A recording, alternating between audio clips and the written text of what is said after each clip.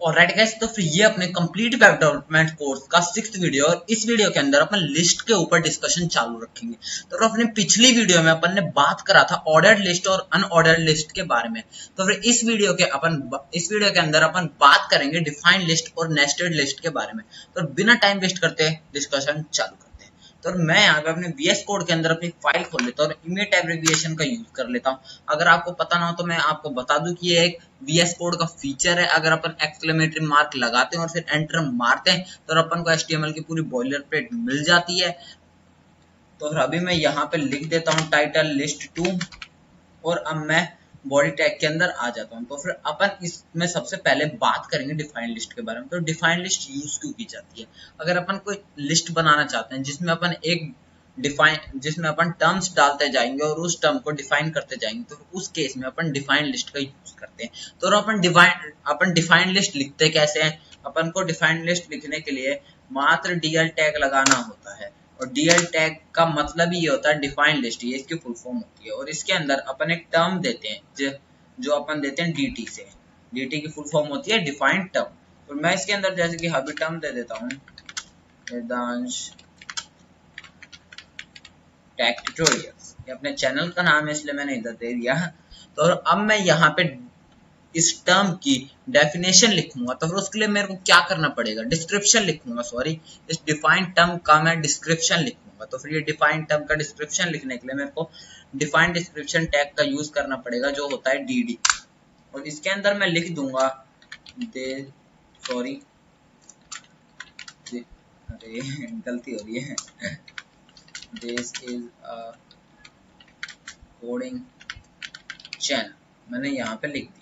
और मैं इसके बाद एक और टर्म लिख लेता हूँ जिसको मैं दूंगा वेब वेदांश।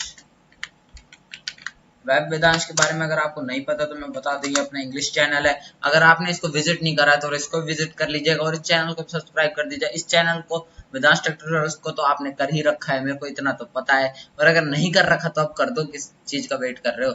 और वीडियो भी लाइक कर ही दी होगी अब तक तो आप लोगों ने। फिर अभी मैं इसका डिस्क्रिप्शन लिख देता हूँ। अरे यार ये क्या गड़बड़ हो रही है। दिस इज माई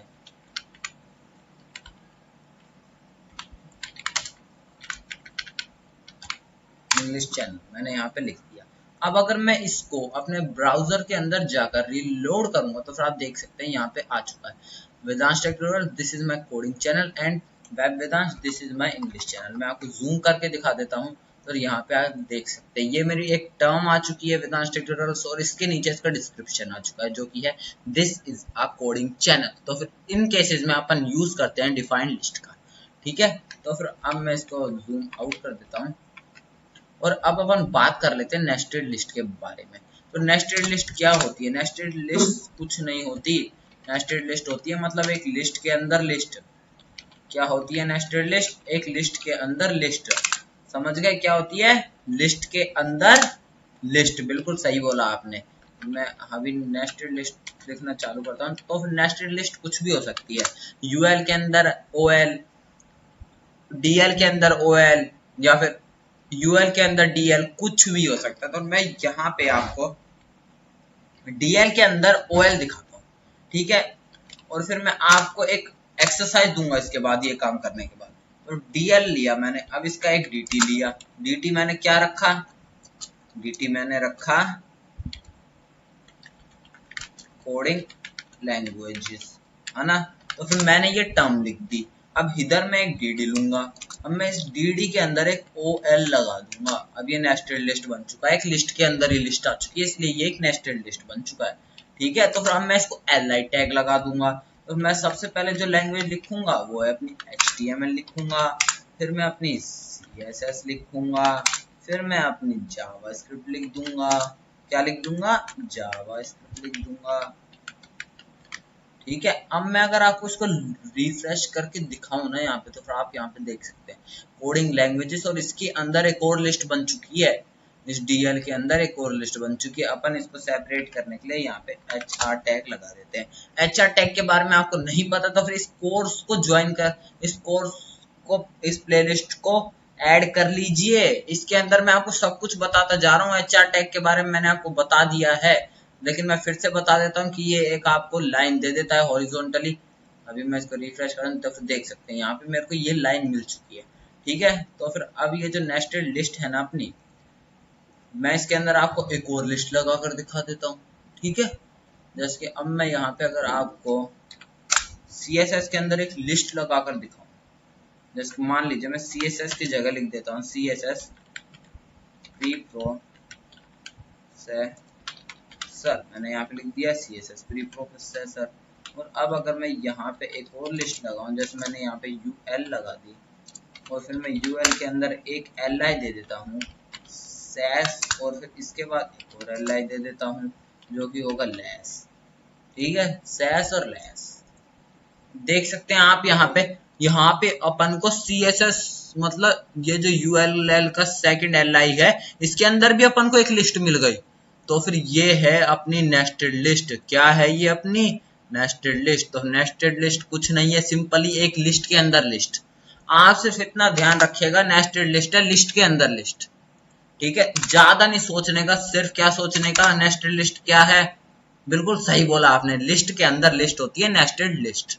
ठीक है, तो अब मैं आपको एक प्रोजेक्ट देना चाहूंगा, मतलब प्रोजेक्ट नहीं सॉरी, एक एक्सरसाइज। ये आपका पहला एक्सरसाइज है, आपको ये करना पड़ेगा अगर आपको नेस्टेड लिस्ट को ध्यान रखना है। तो मैं आपको एक एक्सरसाइज देता हूं कि आप एक अनऑर्डर्ड लिस्ट के अंदर कोई भी 5 टॉपिक्स लिख दीजिए और उन 5 में से 2 टॉपिक्स के अंदर एक ऑर्डर्ड लिस्ट लगा दीजिए। जैसे मान लीजिए 5 में आपने एक टॉपिक रखा, जैसे कि आपने कार रख दिया, तो फिर कार के अंदर एक ऑर्डर्ड लिस्ट लगा दीजिए जिसके अंदर आप लिखिए ऑडी, मर्सिडीज, जो आपके मन में है वो आप लिख सकते हैं। ठीक है, तो फिर आपको ये काम करना है। ये मैंने आपको पहली एक्सरसाइज दी इस कोर्स के अंदर, और आप चाहे तो और भी अच्छा कर सकते हैं उसको। आप उसके अंदर डेफिनेशन लिस्ट लगा सकते हैं, डिफाइंड लिस्ट, और भी आप जो चाहें वो कर सकते हैं जो आपके मन में आए। और फिर आपको क्या करना है, मेरा जो व्हाट्सएप ग्रुप है ना, डिस्क्रिप्शन में से लिंक उठाकर उस ग्रुप को ज्वाइन कर लो, और उधर मेरे को जो आपने मतलब ये जो लिस्ट बनाई है उसका कोड और जो उससे निकल कर आया ना, वो मेरे को एडमिन वाला नंबर होगा उस ग्रुप के अंदर मेरा, तो उस पर आप सेंड कर दीजिए। मैं आपको बता दूंगा, सही है, कोई सजेशन देना होगा तो मैं आपको सजेशन भी दे दूंगा। और अगर आपको कुछ और भी पूछना हो तो उसी नंबर पे आप मैसेज करके पूछ सकते हैं मुझको। कुछ पे नहीं करना होगा आपको, मैं आपको फ्री में बताऊंगा, और सोर्स कोड भी फ्री में ही देता हूँ। चिंता की कोई बात नहीं है, अपन सोर्स कोड भी फ्री में ही देते हैं। तो फिर यहाँ पे ये देख लीजिए, ये है अपना इस वीडियो में जो अपन ने बनाया, और ये है वो जो निकल कर आया। ये है अपना सोर्स कोड, ये मैं आपको दे दूंगा आज की वीडियो में भी। तो फिर आज की वीडियो को अपन यहीं पे एंड करते हैं, लेकिन ये अपने कोर्स का एंड नहीं है, अपना कोर्स अभी भी चल रहा है। कंप्लीट वेब डेवलपमेंट कोर्स अपना चल रहा है, मैं आपको दिखा देता हूँ। तो कंप्लीट वेब डेवलपमेंट का ये जो कोर्स है ना, आपने अगर इसको एक्सेस नहीं कर रखा तो फिर यहाँ पे प्लस बटन को दबाकर आप इसको एक्सेस कर लीजिए। और इस कोर्स के अंदर ऑलरेडी 6 वीडियो बन चुकी है, और ये अपनी 7th वीडियो है। सॉरी, मैंने स्टार्टिंग में कह दिया था कि alright guys welcome to our 6th video, ये अपनी 7th वीडियो, मैंने गलती से कह दिया था। ठीक है, तो फिर इस कोर्स को आप ऐड कर लीजिएगा और यूज जरूर कीजिएगा। और अगर आपको मेरी वीडियो अच्छी लगे तो वीडियो को लाइक कर दीजिएगा और चैनल को सब्सक्राइब कर दीजिएगा। अपन मिलेंगे अपनी नेक्स्ट वीडियो।